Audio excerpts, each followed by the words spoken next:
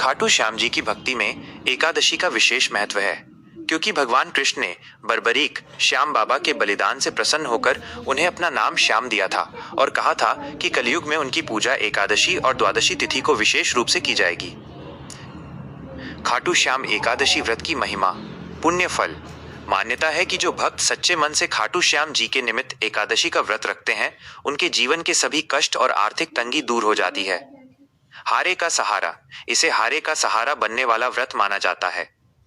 ये मानसिक शांति और अटूट विश्वास प्रदान करता है।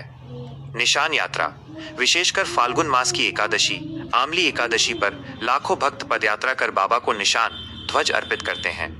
मोक्ष की प्राप्ति, यह व्रत केवल सांसारिक सुख ही नहीं बल्कि अंत में मोक्ष का मार्ग भी प्रशस्त करता है। श्याम बाबा और एकादशी की कथा। खाटू श्याम जी की महिमा महाभारत काल से जुड़ी है। एक, बर्बरीक का संकल्प। भीम के पौत्र और घटोत्कच के पुत्र बर्बरीक के पास 3 ऐसे बाण थे जिनसे वो अकेले ही पूरा युद्ध समाप्त कर सकते थे।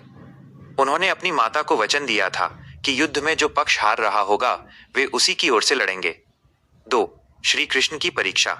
श्री कृष्ण जानते थे कि यदि बर्बरीक हारते हुए पक्ष कौरवों का साथ देंगे तो पांडवों की हार निश्चित है। कृष्ण ने एक ब्राह्मण का रूप धरकर बर्बरीक से उनका शीश दान में मांग लिया। 3, शीश का दान। बर्बरीक ने बिना संकोच अपना शीश काटकर कृष्ण के चरणों में रख दिया। ये महान बलिदान फाल्गुन मास की शुक्ल पक्ष की द्वादशी को हुआ था, लेकिन इसकी तैयारी और संकल्प एकादशी से जुड़ा है। 4, वरदान। कृष्ण ने बर्बरीक के इस बलिदान से प्रसन्न होकर उन्हें वरदान दिया कि कलयुग में तुम मेरे नाम श्याम से पूजे जाओगे और जो भक्त तुम्हारी शरण में आएगा उसकी झोली कभी खाली नहीं रहेगी। व्रत कैसे रखें? संकल्प, सुबह स्नान के बाद बाबा श्याम के सामने व्रत का संकल्प लें। भोजन, इस दिन अन्न